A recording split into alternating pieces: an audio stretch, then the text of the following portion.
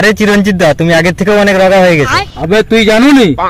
আবে চিরঞ্জিত এখন ডাইটিং করে দেবে। ডাইটিং না ফাইটিং পাউস কিছু না। 1.5 মাস ধরে আমি মাংস খাওয়া বন্ধ করে দিলে, অত কষ্ট করে। কালকে আমার বন্ধুর বিয়ে ঘরে যাইনি, যখন যাই করে দেখি ভাও খাসি মাংস হেভি সেন্ট, খাই নিলে একদম এক বালতি খাসি মাংস। যেও খাই লিছি আমি তো আর ঘর আসতে পারিনি, যদিও কষ্ট মাসে ঘর আইলি, আমার অবস্থা পুরো খারাপ। সকাল নদী ছেঁড়া ধরছে রে বাবু। হ্যাঁ কি গন্ধ, সে বাথরুম আর বাড়াই পারিনি। ছেঁড়া বন্ধ হয়েছে না এখনো?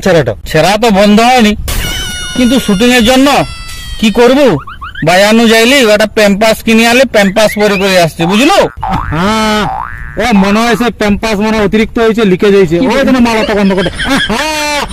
তুমি 700 টাকার খাসি মাংস খাই ছেড়ে দাও, আমাকে দেখো না আমি 1200 টাকার হরিণ মাংস খাই, এখনো ছেড়িনি। হ্যাঁ হরিণ মাংস খাইছো না ঘুষির মাংস খাইছো? হরিণ মাংস খাবো, খাইবেন হরিণ মাংস? তুই হরিণ মাংস খাই পাইলু তুই? আমার বন্ধুর ঘরে হরিণ মাংস করতেলা দি করে খাইতে রাখ, মাংসটা মুখে পেলাইতে গলি গেলা, আর চামড়াটা কি মোটা জানো, আর মাংসের কোনো হাড় নাই। গোসের মাংস খাইছি ভাই? হ্যাঁ হরিণ মাংস হাড় নাই? হ্যাঁ আমাকে শুনে উঠু, চামড়া মোটা, হরিণ মাংস চামড়া মোটা, এক ঘুষুর মাংস খাই করে এখানে আসছে। তুই ঠিক করছিস জানো তো, স্যার ঘুষুর মাংসই খেয়েছি। হ্যাঁ শাক জ্ঞান সব ঘুষুর মাংস খাওয়ারে এরা ছেড়া পারে।